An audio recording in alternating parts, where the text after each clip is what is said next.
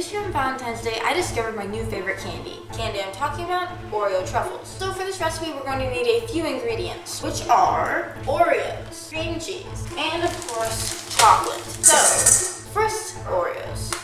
Yes, I'm using fake Oreos. The only problem I really have with these Oreos is that they're called Twist and Shout, which makes the song start playing in my head. Twist and shout, twist and shout. First thing we need to do is take our Oreos, open up the package.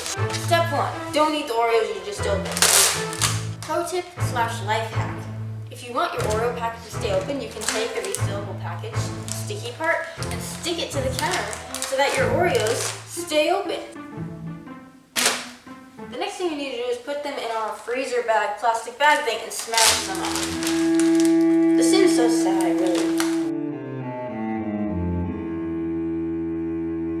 Next, you rip your package off the counter and throw it away, or pose with it for a thumbnail, or use it for ASMR.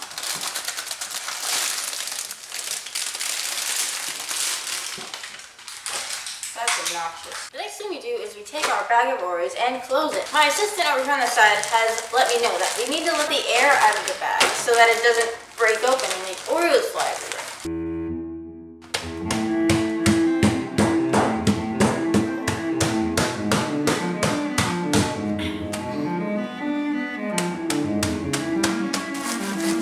Now that we have our smashed up Oreos, I can put them in the bowl.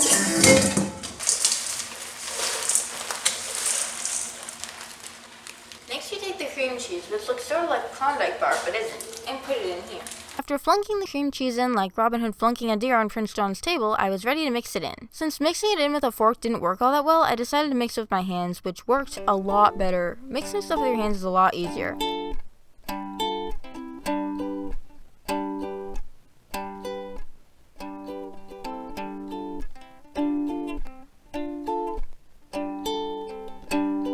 After shaping the mixture into little balls, I put them in the fridge until they are firm enough to dip in the chocolate without falling apart. After that, I took some leftover chocolate my sister had from last time she made chocolates and remelted it.